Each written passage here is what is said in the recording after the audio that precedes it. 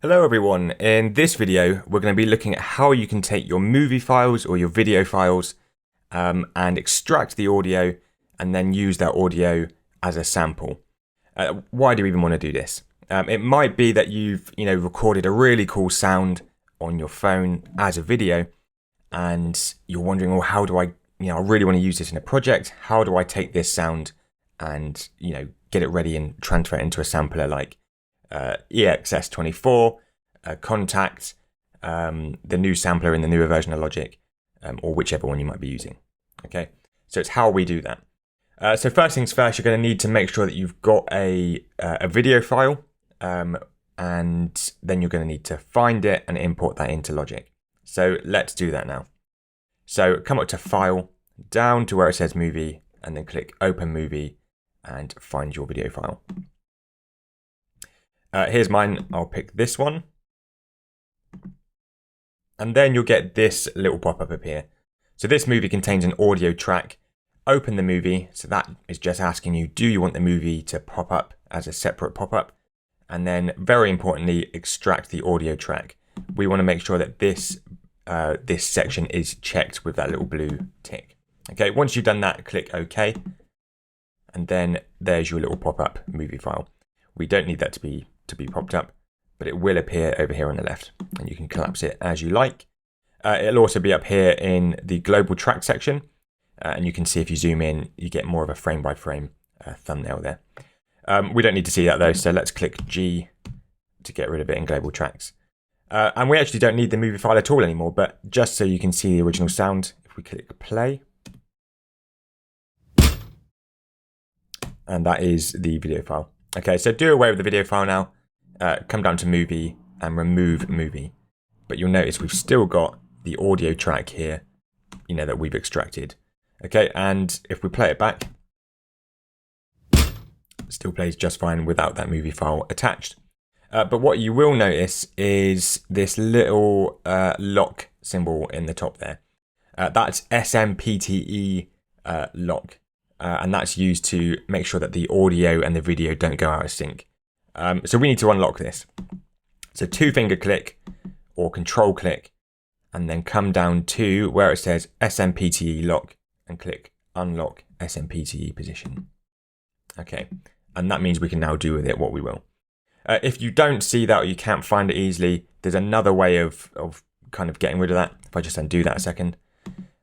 If you press Control B, you can bounce this in place and it will make a copy for you. So let's do that now. We'll call it case hit 2. And there we've got a separate copy and we don't need this one anymore. Okay, so we can get rid of that. Exactly the same sound, we've just created a copy within Logic. Great, let's get rid of this one too. So now if we have a little zoom in, this is me hitting that flight case. And what we can see as a sample is that this whole section here at the beginning is silent. No sound at all really, it's just background noise. We don't need that in a sample because if we kept this in for the actual sample itself, when sampler plays it back or EXS24, Kontakt, whichever one you're using, it will play this silence first and then trigger the hit partway after this. So we want to do away with this silence at the beginning. And you can do this in a couple of ways. You can just come over to the left of the region, drag and get it as close to the transient as possible. So the peak here, so up to about here. Or you could use the scissors tool, or there's a shortcut in Logic which will do this for you. So let's do that one. So let's drag this to the beginning. There we go. Another shortcut to cut straight to transient is Shift, Control, and the closing parentheses button. Okay, so make sure you've got your region highlighted, Shift, Control, closing parentheses, and you'll see it snaps and cuts straight to that opening transient.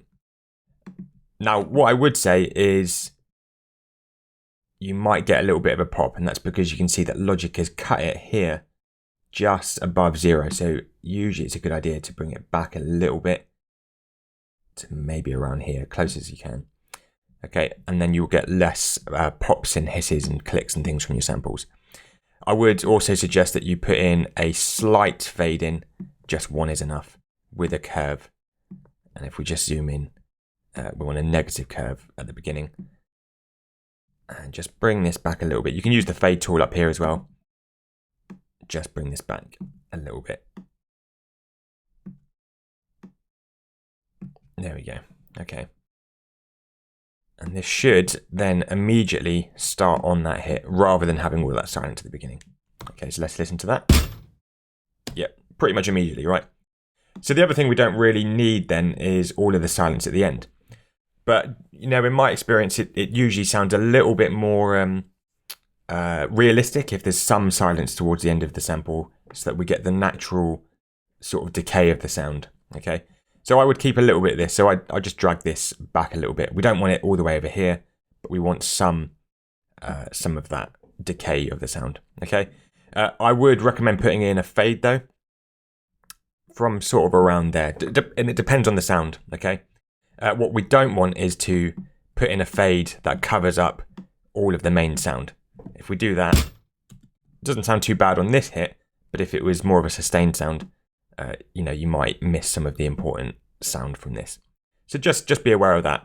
Experiment with it a few times, see which sounds best, and depend on your fade. And then it sounds like this. Great. Pretty good. I'm thinking this would be good for like a kick sound. I might want to add some EQ to this. Put the analyzer on, just have a quick listen. So I don't really need too much of this high end, so I would probably drag this back. I want quite a deep sort of sound. Get rid of some of this rumble at the beginning. Something like this, add a little boost around here. That sounds pretty good. Maybe drop it down a little bit here as well. Cool. Turn that analyzer off, save your CPU, and then this sample is ready for exporting. Okay, so let's actually go ahead and do that. Let's bounce this down into a folder and then import that in to let's say like Ultra Beat or something like that. Okay, so Command B, we've got PCM wave file 16-bit. Click OK, and then let's bounce this. Let's call this deep kick. There we go. Click bounce, and it's done. Then add yourself in. What do we say? Ultra Beat drum synth. Click create, and then you can come into drum kits, and I believe it is drag and drop samples. Okay, click that one, and then come down to whichever section of the synthesizer you want to use. Let's use this one. Into this little box here, load sample. Click that one. Then once you've got your sample loaded in, you should be able to trigger this. So find the area of the keyboard, and there we go. And then you can trigger it as you want, which is pretty cool. And then you can alter different things in Ultra Beat as well. So that's how you do it. That's how you create a sample from a movie file and how you import it into Logic, turn it into a good clean sample, and then import it into Ultra Beat. Yeah, if you like this video, give us a thumbs up. If you want to see more of these videos, hit the subscribe button. Any comments or issues, drop us a message in the feed. Cool, thanks for watching, guys.